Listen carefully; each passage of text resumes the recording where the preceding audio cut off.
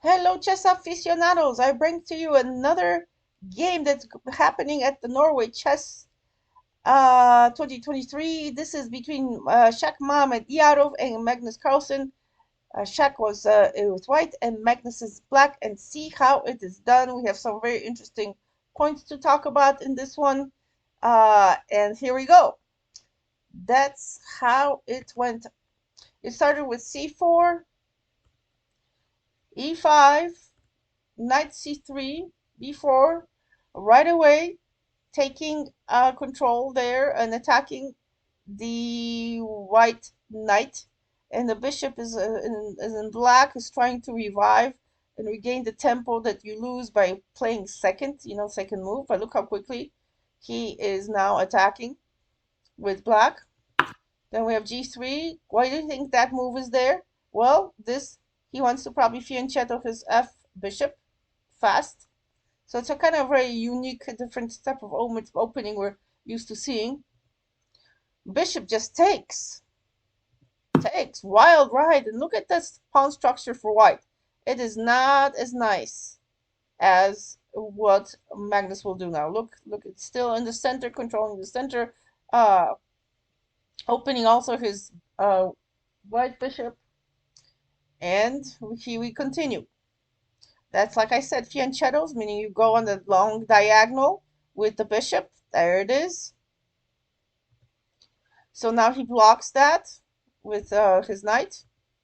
So he continues now, Mamedyarov, with expanding on the left side, on the queen side, with his a pawn.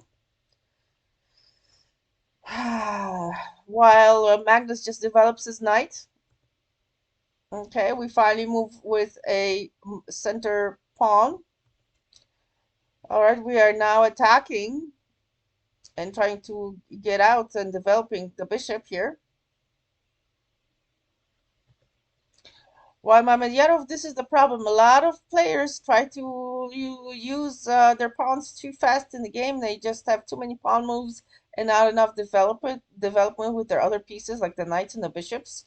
So what is the plan here for Mamedyarov? He's just going rogue with that a pawn. So let us see. The queen now moved out, so Magnus can castle either way, but he's also um, he also has a plan here. So now we are attacking the center. Magnus takes his time to castle. Decided to castle on that side. So Mamedyarov, just like with his runaway train with the pawn, just going at it, weakening his position with moving the pawns all the time without really developing your other pieces. So he doesn't take, Magnus doesn't take, he just moves out of the way. The queen goes into that A file. So that was probably wanting to attack from the A side, but now Magnus's king is far away from that queen. So now he is supporting this knight. Knight is being attacked by the queen. So he's supporting more the queen by moving the rook. The queen is supporting the knight, and now the queen is being supported by the rook, the black rook. So he continues attacking in the center. What will Magnus do? Will he take? Or will he move the knight? Or will he continue attacking in the center? Lots of choices here. So he takes. It looks like it's the exchange of queens right here. But he takes with the bishop. Now this is a very important learning moment. Why does he take with the bishop instead of the rook? Because look at this bishop. He probably might want to exchange his bishops too. Just the material. He wants to just get rid of the material. So right now we go out with the knights, with the white knight. And as you can see, he wants to get rid of the bishops. So he ignores that for the moment. But Magnus says, Nanai, I will take your bishop if you don't want to take it. And so now the king moves out and takes. What now? Let's look at the material. We have 1, 2, 3, 4, 5, 6, 7 pawns. 1, 2, 3, 4, 5, 6, 7 pawns still. Okay, 2 rooks, 2 rooks, 2 knights for black, and only 1 knight for white, and 1 bishop, 1 white bishop, and no bishops for black. So how is this gonna make it? What is the plan here for Magnus with black? Okay, he moves over the rook, centering the rooks. He moves up his rook. We continue in the center, attacking. Takes with the knight. So we continue attacking this knight. What will Magnus do? He moves over by attacking the rook. So the rook now is attacking the knight. So now Magnus decides to protect that knight with this pawn move. And now we are moving out with the white knight. The knight is moving back to support the other knight. And the king is now on the move. Magnus moves in with his knight, attacking with the bishop, but taking with the rook, sacrificing here his rook, at the same time attacking that knight. He doesn't care. He's now counter-attacking the white knight. So he moves out of the way. All right, now we have a check. King has to move back. Check. King has to move back. And it's a protecting check. As you see, the knight is protecting the rook.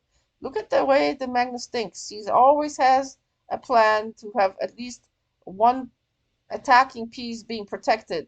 But way ahead of time he sees this, of how a piece can be protected. And attacking another piece. Okay, he moves out with the rook.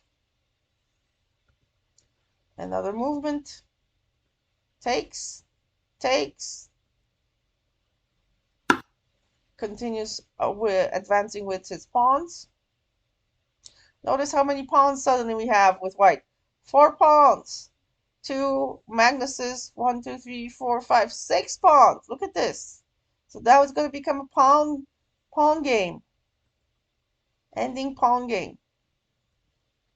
Okay, we go this way.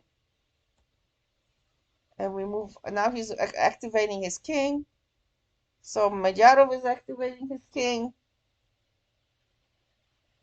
It's become a run. All right, there's a plan here.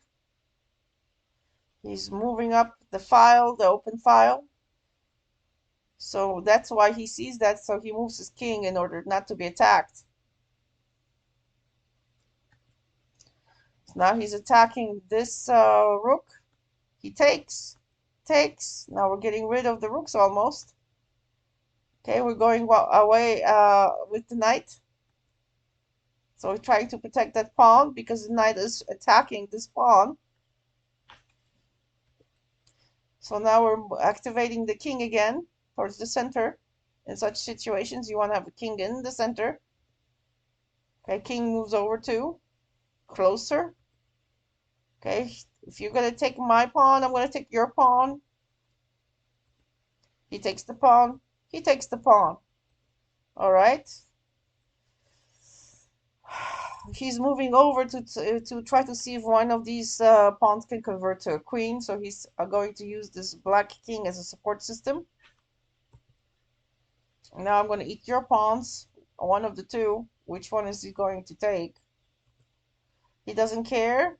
He moves the pawn that he wants to move. All right, so he takes that pawn. Magnus continues on his track here. The king could not take because it's too close to the other king. So do you see how the black king moved in position to be a support for his runaway pawns? Okay, now we're attacking. So he's attacking the rook. So now he moves out of the way. He takes. And look how close we are. And that's basically is going to convert. Even if this rook comes over to attack, it's going to be taken. And and it's enough in opposition of the kings for this other pawn to become a conversion queen. So it's all over for Mamedyarov. What an exciting game, I must say. Quite a game. And the lesson from here is don't move out your pawns too quickly without developing your other pieces. That's another lesson for today. And this is how Magnus won with black against Mamedyarov. Quite an active, exciting game, I must say. Thank you so much for watching. Au revoir.